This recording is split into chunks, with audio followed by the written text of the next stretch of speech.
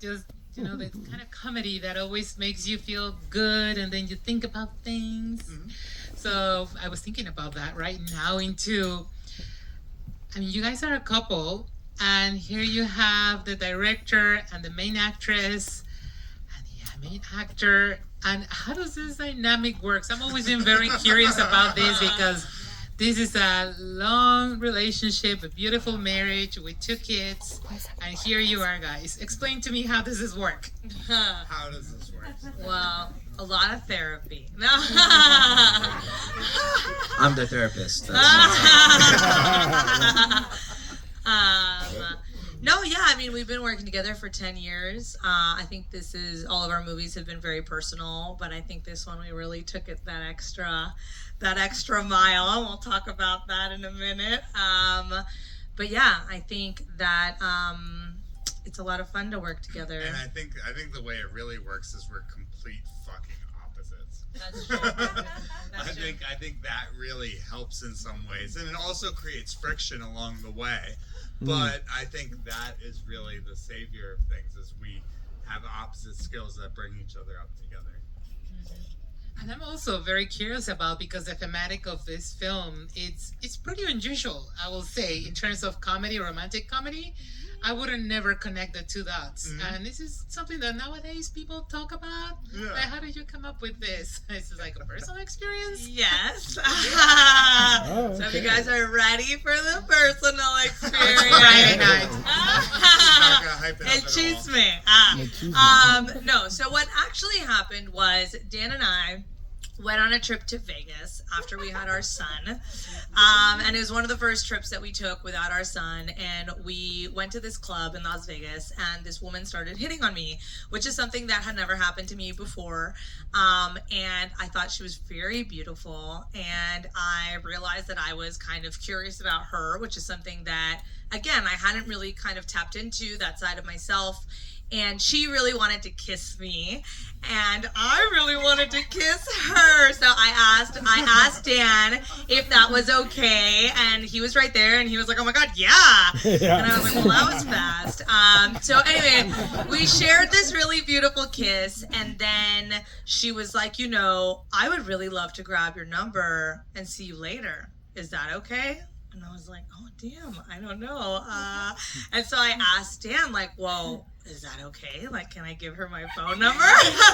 And he was like, "Oh my God, yeah, give her your phone number." I was like, "Okay." So I gave her my phone number, and then we spent like the next 48 hours in Vegas just talking about like what was on the table, what wasn't, what would be allowed, what would feel safe, what would feel good. And we were so like connected, and we were having like sexy sex, and we were having so much fun just thinking about like what it would look like to go through this experience together. This bitch never texted me, so I was ghosted. But by the time we were leaving Vegas, we were actually outlining the script, because we felt like there was so much that came up for us. And we thought, well, there's got to be other people that are going through these things and having these conversations. And there's so much to tackle in the dynamics of a long-term relationship. And so we really wanted to tackle that. That is wonderful, because also I have to say that the cast is perfect. I think that you find the sexy lady, but also, you have your husband, right? So Ritesh has also that dynamic, because you are also working with a couple. And then, first of all, like, how do you get How did we get to Ritesh? Well, I'll say how we got to Ritesh, and then I'll let Ritesh say what it was like working with us. It was in a club in Las Vegas. I figured. That would be hilarious. No, we actually, so we knew right off the bat that we really, really wanted this movie to be diverse, and that was really important to us. I think that the world is diverse, and I think that you don't necessarily have to hang a lantern on that or talk about the fact that you're being diverse. I think you can just be diverse, and that is the world, and we are a melting pot. And I am half Mexican, even though I don't look it. And actually my husband, he's half Swedish and half South African, and no one would know that either. And so I think that we're just we're now in a place where we're all coming from so many different cultures, and I think it's really important to be represented that way and to normalize that. And so that was something that was really important to us. And then we actually got put in touch with Ritesh through a friend of ours, and we loved his work. And then we needed to do a vibe check. But he passed the vibe check. And yeah, and how was it? Yeah, you know, it was actually a really beautiful experience. I kind of walked into it and I was just like, who knows how this is going to go? Because obviously they're married and they're going to come on set, and who knows what's going to stay at home and come to the workplace. And honestly, it was just a very beautiful, cohesive experience. You know, Dan mentioned that they are complete opposites, and I can attest to that. But as a result, they had a really beautiful workflow, and they allowed space for all of us, you know, not just me, but everyone, cast and crew, to be able to sort of operate and explore themselves and do those journeys as character or whatever department you were kind of in. So it was a really beautiful teamwork that kind of ended up emerging from their dynamic. As we saw how well they were working together, I had no excuse. So. So now I wonder, all the scenes made it into the final cut, or which ones were left out that maybe we would have wanted to see with the director's cut. Yeah, there were definitely things that had to get cut out. I would say the biggest thing though that I give credit to Selina for is that we actually had scenes that were missing, that we made in reshoots that really brought the film together. Yeah. So rather than films we left on the cutting room floor, there were things we felt like were missing when we made it. Yeah. So if you want to speak to that. That's true. So actually, the scene, one of my favorite scenes in the whole movie is actually when they're sitting in the stairs, right after the whole thing happens, and she has that cigarette, and they kind of have this heart to heart. And that was not there in the original movie. But we felt like there was something that wasn't quite clicking, and we really, really needed this journey to kind of come full circle.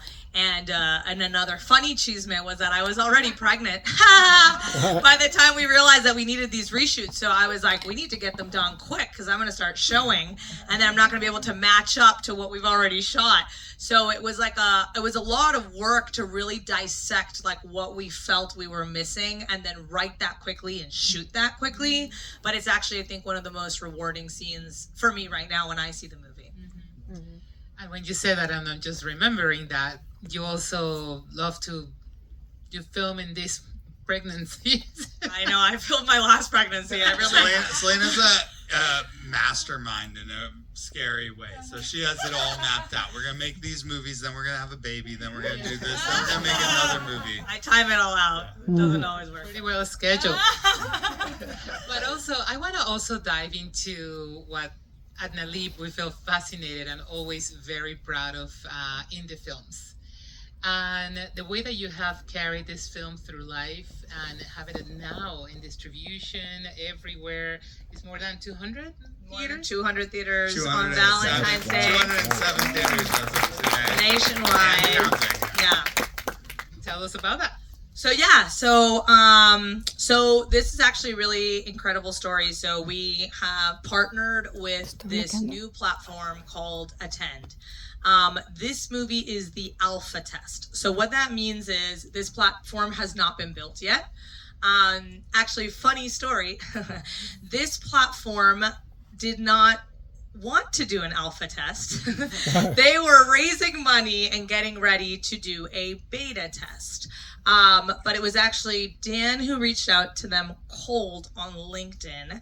The guy who started the platform is the ex-CEO of the National Association of Theater Owners.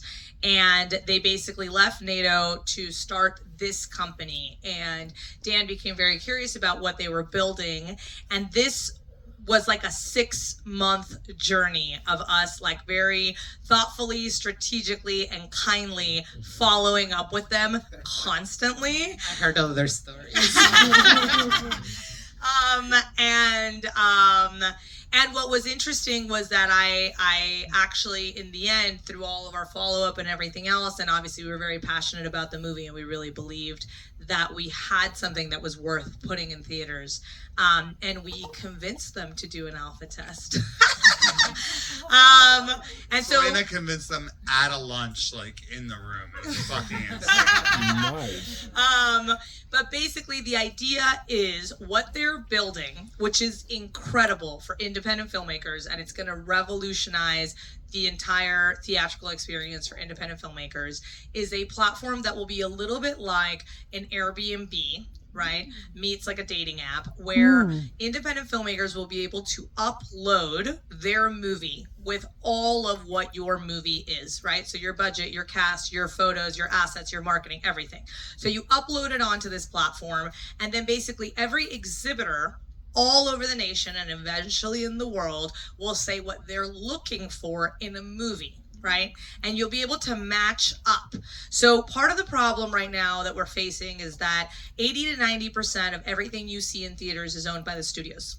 Right. And actually, there is an audience for independent films. Audiences want independent films. Exhibitors want to show independent films, but they cannot find them. And filmmakers want their movies seen in theaters, but they cannot find the exhibitors. And the other problem is that your audience lives in different places depending on what you have made. So let's say, for example, you make a faith-based movie. There is so many people who would love that movie, but they live in a very specific place. So most independent films will go to, let's say, New York and Los Angeles, right, for a week, and they'll probably have to buy out that experience, and then they'll die after a week and maybe not even find their audience, because LA and New York is not where everybody is. So what this is going to do is really disrupt that and give an opportunity to more independent filmmakers to be able to release their films and find their audience. But I will say that you guys have to help us spread the word about this movie, because the narrative actually really matters. So if this movie does well in theaters, it actually helps everything else, because then we as an industry can say, no, fuck you, we do want independent films. You see how that little movie did? We're all gonna show up for it. And then everyone's gonna go, okay, let's jump on this train. This is a really important thing to do. Yeah. And being an independent filmmaker like you guys, you just said a key word, be the train. And it gives me chills because I had the opportunity to read your book. And as leading an organization supporting filmmakers, I thought this is incredible that you just throw these ideas, beautiful experience that you have had throughout these years, and putting in a book for everyone for you to share. And I thought that's very, very special in the way that you now have a guide for those that are beginning their journey as independent filmmakers. And how did you come up with this idea of just like, oh, I guess I have nothing else to do, I will write a book? Definitely. Overachiever. No, thank you so much. First of all, I actually have some copies of the book. Okay, Dan's gonna grab a book really quick. I have some copies to give out, and actually, for anybody who wants to buy it, it's $1.99 on Kindle this week. But thank you so much. So no, actually, one of the reasons I decided to write this book was because I was on a panel at UCLA, and I was talking to a bunch of film students, and I was on the panel with all of these people who were way more important than me. They have done much bigger things. So one of them, I think, had like a $300 million fund that they, use for all these big movies. And as we were talking in the panel, and I was kind of talking about where we were at and all the stuff that we were doing, the panel finished, and there was like a huge line to talk to me, which I thought was very strange because everybody else was way more important than me.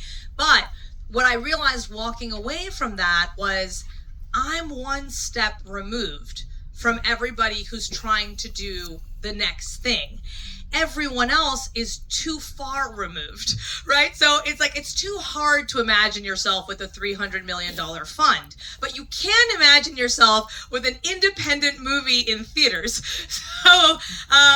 So I thought to myself, I have learned so much about what it means to create your own momentum. And that has been such a big part of everything that we have been able to be successful with. And so much of it comes from the energy that you put into what you're doing, the belief that you put into it, and how you just get it started. Because if you become the train instead of waiting for the train, then people jump onto your train. and then you're making something. And so I just wanted to kind of break down everything that I've learned to help other people empower themselves, because I think there's just too many wonderful stories to be told, and I think there's too many people waiting for something to happen. And the train's not coming. You're the train.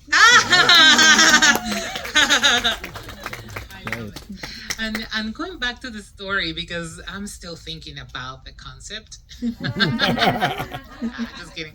I also really like the energy that it was so genuine between the husband and the wife, and having these very real situations and issues, and bringing this concept of bringing someone else, and was so natural. How did you also develop these characters, and then how did you connect it with it in the way that it felt so like the chemistry? I think it was there, the disconnection and the connection at the same time. I'm very curious.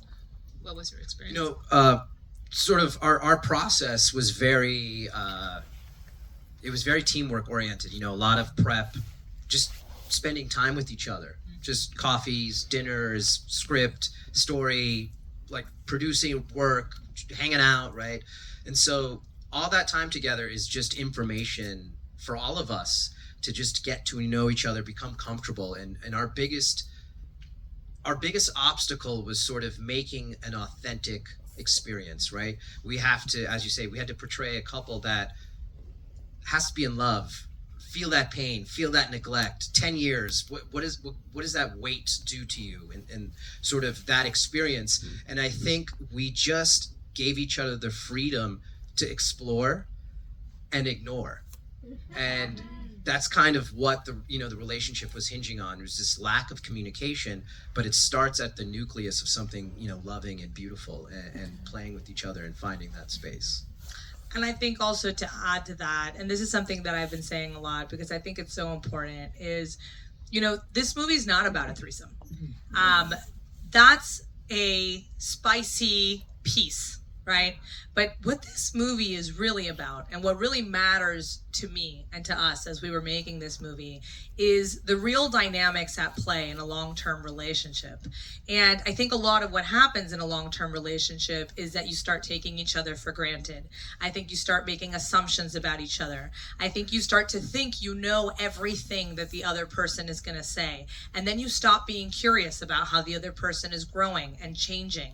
And I think that there's just this way that in life, because we're dealing with so much responsibility, we kind of tap out of checking in with each other. And so one of the things that has actually been like the most rewarding for me as we're doing all these premieres and all these screenings is how many people are coming up to me and saying, this movie helped me have a conversation I've never had. And it had nothing to do with a threesome.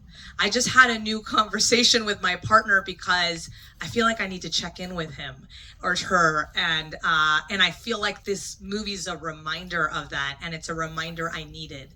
And that's like what at its core, that's what we really wanted to explore, and that's something that we struggle with. Like even today, like this is the stuff that we're dealing with every day. Like we take each other for granted sometimes. We make assumptions about each other. We overstep each other. We don't check in with each other. And I think that we have learned so much in the process of even making this, because we had to put our own flaws up on the screen. And then we had to exaggerate those flaws and like really get into those flaws. And then we had to go to therapy. But I think that,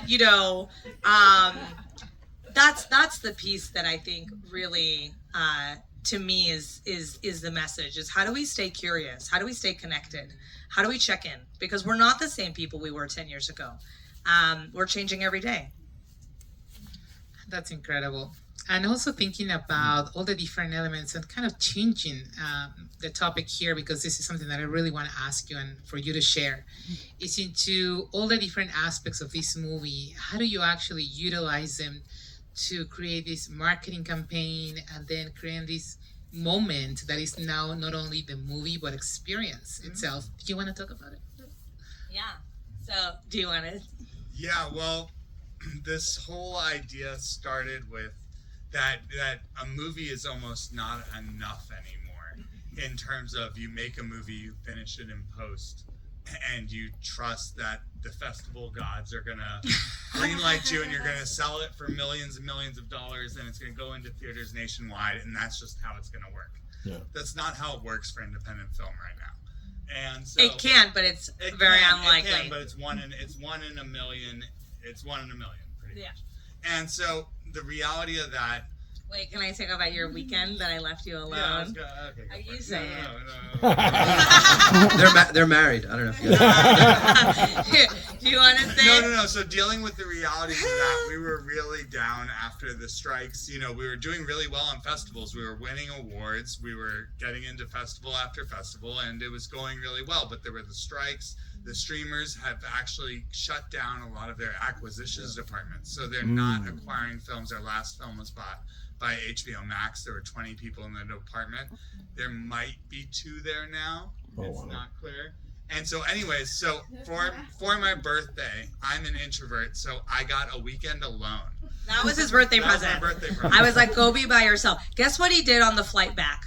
So we both flew back together. Okay, he got a whole weekend by himself. Talking about what I did there. Okay, I just have to tell the chisme. So on the flight back, okay, we fly back together. He got the whole 3 days by himself. He looks at me and he goes, "God, you really talk a lot." She does. I was like, "Excuse me, I just gave you 3 days off." Anyway, okay, but back to. We digress. I made a fucking crazy business plan where we were gonna eventize our screenings, kind of like we did tonight. Actually, you know, we had a fun little vibe outside, and here's the screening. So very fun. So I thought we'd eventize some screenings. And you put brand partnerships in there. You put theatrical in there. He put in a bunch of things that were not even fucking crazy in the realm of anything we were doing. And then I turned to Selina at the end of that weekend when I was like, "Oh, you're talking a lot," and I was like, "We have to raise more money for this movie that we haven't been able to sell yet," and that was pretty much the plan. Yeah. And so, but the market was really bad, and so I just thought that there needs to be a paradigm shift in how indie films are marketed, and we are the entrepreneurs behind this movie. So yeah, I'm the director and producer, and Selina's the writer, producer, and star, but we also have been driving this ship as the entrepreneurs of this movie from day one. And so we didn't want to leave it for like an opportunity where it just go on streaming and disappear. So we knew we wanted to make an impact with this film. So I made this plan, and I'll let Selina take it. Well, he made this plan, and then he handed it over to me, which is how most things happen in this relationship. So he goes, "I've got a brilliant idea. Go!" And then I go, "Oh, God. Okay, let's fucking go."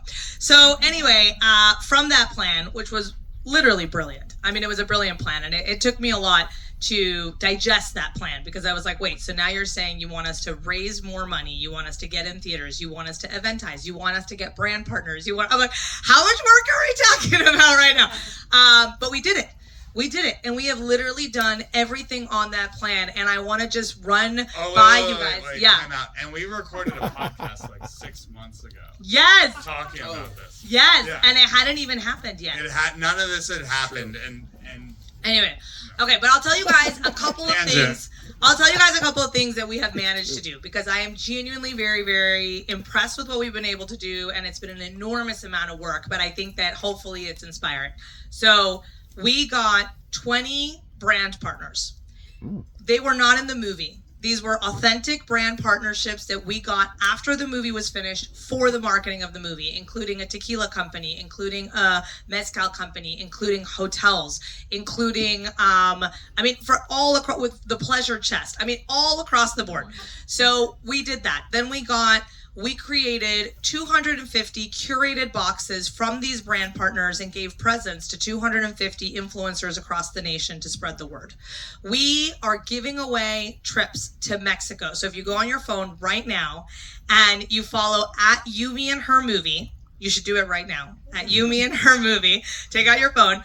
And all you have to do is like the post and tag 2 people you would go watch this with in theaters, and you have been automatically entered for a chance to win a trip to Mexico. We partnered with the government of Nayarit. We partnered with 3 hotels by where we shot the movie, and we thought a giveaway would be a fun way for people to spread the word. Giveaways are fun. Yeah. Actually, hold on. I know, but we'll do that after. Oh, after? Yeah. You want to do it after? Yeah, because I'm talking. Oh. Yeah. Don't get excited. But there is a giveaway, but I want to finish what I'm saying. Okay, so anyway, so there's the giveaway to Mexico, right? Then separate from that, we also are running a promotion with Fandango right now, where you can buy 2 tickets and get 1 free. So that's something else that you guys can spread the word on, because you should all bring your third. Just live out your threesome fans. Then we also did, so this was something else that popped up for me. As a mother of 2 small children, I was like, part of the reason why it's so hard to go to the movie theaters is because it's so hard to get childcare. So I decided I wanted to partner with a childcare company. So we actually have a childcare initiative where we are giving discounted childcare to everybody who wants to go watch our movie in theaters and have a date night. Thank you. I know, it's a good idea, right? Isn't that a good idea, you guys? And then I also started an internship across the nation to create street teams so that people could talk to people on the street and interview people on the street. And then we have also done these eventizing things, and we have also done these giveaways in theaters, in like experience giveaways. Anyway, all of this is just like an enormous amount of work. I can't tell you how many thousands of emails we've sent. Okay, so what we have here is a giveaway for you guys. Yes. So before we get into any questions from the crowd, because we'd love to address anything, there may or may not be 4 stickers under seats in the audience. What? And we are giving away some things. So if you guys look under your seats, and I know it's not quite full, you might have to check the seat next to you. There are probably If it's some close stickers. to your Snooze, seat, you lose. if you lucky find vote. it, you're the winner. Check the front row. Look at the whole. What's it Gus, say? eres What's un it say? sortudo. Échate todas. Lynn! We got one. Chocolates! We have a So winner! We this got is another winner! We got another one here. partners with chocolate. Is it Come on chocolate? down. Everyone who's got a sticker, come on down. There's 2 more. We're looking for 2 more stickers over here. Justin got one. Another sticker there. Another one here. We got 1. Come on down. Checking. We got 3. There's 1 more lurking. Nothing under What this does one? yours say? It's right on the ground. Oh, so Is this is the curated box. This No. is the grand prize for tonight. This is the curated box we've been sending out to 250 people across the nation. And it has a bunch of presents from all of our brand partners. I hope you enjoy it. Okay, well, we have 2 more. What do we have? What do we have? What does it say? It just says don't make it weird. No, on the back, I think. Mezcal. Woo, Justin. Yes, this is one of our brand partners. Don't finish it. Now we're on the way. Okay, anybody else? One more person? Want something? Look underneath. No one's finding the Come on, last Goose. one? Go. Come on, Goose. Check all of them. Well, you guys are in luck because I'm giving away this book anyway. But this was the other giveaway. So that was the giveaway portion. So if anyone has any questions. Or if she has any more questions. I have one more question. Just I have a one more question. so that we can open to the audience. The soundtrack, where could I find it? I love the songs. I want to Everyone dance. is asking Yes. that. And well, first of all, Juan Carlos, stand up because you're a composer. So, and then we also had an incredible music supervisor. But Juan Carlos, we've worked with for the last 10 years on everything. Awesome.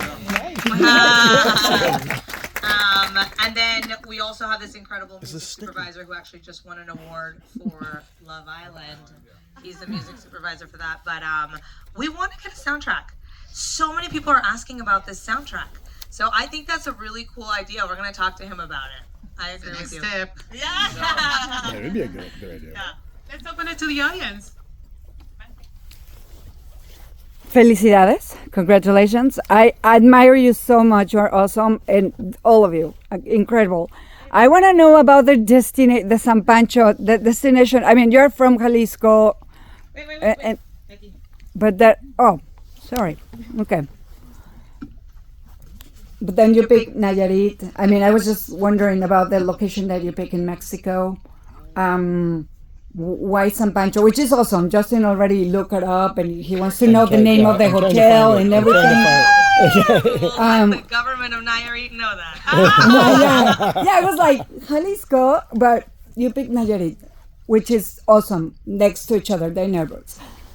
So, well, first of all, my parents live in Puerto Vallarta. So we've been going there for the last 10 years. We actually got married there. We always wanted to tell a story where we could showcase that.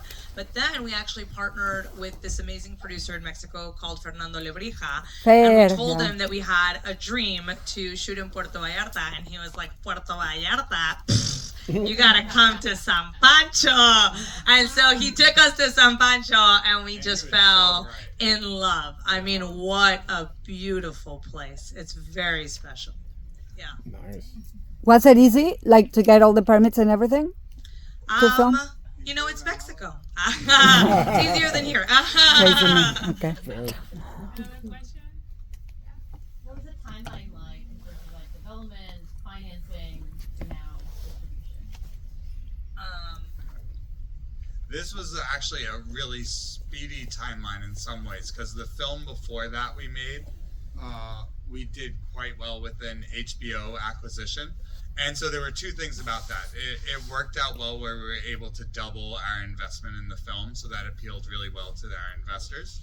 And so we were able to greenlight this movie pretty quickly because we had proven track record with that. And then we were pretty much sprinting from writing it to making it. But when we greenlighted it at the lowest possible budget we could make it for. And we had two different targets. So we had our dream budget we were shooting for, and like our target budget that we thought we could make it for really well. And we were raising money all along the way, but we were greenlit at the lower budget, and we hit our dream budget right before production. Oh, wow. During We were production. shooting. Yeah, we were shooting when we hit our dream budget. Yeah. But I wrote, so we outlined together for a month, and then I wrote the first draft in 48 hours. But I was so ready to start writing because I was so inspired, and obviously it's based on us, and we had so many conversations at that point. Selena's crazy. And I'm psychotic. No, I'm joking. No, but we did do a lot of drafts after that. Obviously, that was just the first draft.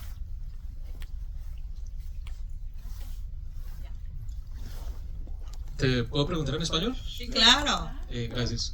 Primero que todo, felicitaciones. Gran trabajo. Ustedes confirman que básicamente lo más importante es tener una buena historia y después juguemos con los valores de producción que tengamos. Entonces, felicitaciones por tener una buena historia y jugar. Gracias. Lo otro es dos preguntitas. Uno, dado el contenido que tienen, ¿tuvieron problemas para la financiación y luego distribución? Y dos, dado el contenido, ¿cuántas personas se les han acercado a decirles, ay, a mí me pasó lo mismo y no le he dicho a nadie? Pues te voy a decir, hay muchas personas que me han llegado a decir, he tenido este tipo de conversación y gracias por poner esto en la pantalla, porque siento que es una conversación que como que nos da pena contarla, pero que se vive mucho, y no quiere decir que estás viviendo la experiencia, pero sino como viviendo como un conocerte de una manera diferente. Y creo que todos tenemos tantas partes de nuestro ser, y como poder tener esas conversaciones es muy importante. Entonces sí he tenido varias personas que me han llegado a decir eso, y en diferentes contextos, o sea, no solo en el contexto de tener un tercio, sino como en el contexto de conversaciones que han tenido, que han surgido con la película o que han surgido antes de ver la película y se están vistos en la pantalla. En términos de la otra pregunta era, no, ¿sabes qué? Para conseguir dinero, o sea, no, en términos del contenido no, o sea, porque siento que al revés, porque es una historia personal y porque vino de un lugar tan real para nosotros, creo que más bien como que nos ayudó, porque la gente dijo, ah, wow, pues si está basado en ustedes, pues entonces, pues sí, hay que ver, o sea, como a dónde llevan esta historia, ¿no? Entonces, como de que no siento que tuvimos como tanto pushback en ese sentido, pero obviamente pushback en el sentido que todo es difícil, claro que todo es difícil, pero no necesariamente por el contenido, si me explico bien. We have time for one question left now, barely. Well, if I can say something, just a little trivia. Selina and I went to the same high school in Mexico, in Guadalajara, and we acted in the same school plays. And I played bass in the musicals where she was on. Like, it was like, we started like from the bottom there. And I just want to say, I always admire Selina and her drive. She has, I jumped on the train, it was a little toy train. I love you. I've always admired her drive and her focus, her passion, and I just wanted also to say that you have to be your own train, but also you have to be a train where people want to jump on board. Like, so you're like a great collaborator. We have done basically everything you have done together. Everything. People want to jump on your train, and I'm one of those. Oh, we love you so much. You're so wonderful to work with. And Juan Carlos works on more things than anyone I've ever met in my life. So if you think that I'm determined and that you should meet Juan Carlos. I have my own train. What is next?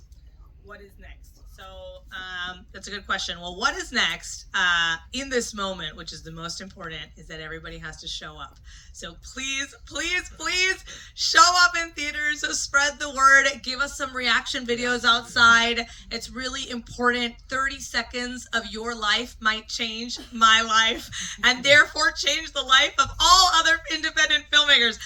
No, but really, it's really, really important. And I think there's so many things for us right now on the horizon that we're trying to do, but we don't even have the bandwidth to think about it because our full heart and soul is in making sure that this is a success so that everything else can work. And well, we're in production right now. We're in production. This is our movie right now, is the marketing of this movie and making sure that people show up. But we do have other projects, and I have something I'm directing, and you know what Dan has. We have a bunch of stuff, but it's just that the amount of let's make this one a huge success, and then everything else will just And for you guys, I mean, what's next? I'm just wrapping up a Netflix documentary about the Oklahoma City bombings, which is coming out in April, the 30-year anniversary. I'm doing an episode of Doc, I think, next week, which is on Fox. But seriously, to Selina's point, all our heart and souls have gone into this film, so it would mean the world to us if you just tell all of your friends and family, please go see this movie. It really would open doors and be a disruptor for the next generation and for hopefully everyone in this room as well if you're aspiring artists and filmmakers. So thank you again. And also it is playing for a whole week. So we start on February 14th. It's playing for a whole week. If people show up that first weekend, they give us another week. So that's how it works. So that's how it works. We have one more question. We have one more question. Just last one. A quick one. I just want to know if you're going to have distribution in Latin America?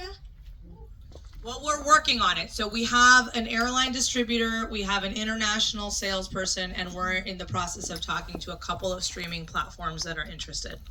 So we are working on all of it, my friend, but thank you. Can you give them a round of applause, everybody, for this fabulous movie? I just want to remind everybody, this QR code right here, please, please, please fill it out and put your review. Yes, we'll move the chair. Yeah, I'll move my head out of the way. We don't have Wi-Fi. Yes, the Wi-Fi. If you have a user and password, click it and then walk outside because it's kind of take a picture of it. Trapped. And then come out this way. We would love for you guys to do reaction videos and then meet us at the bar and let's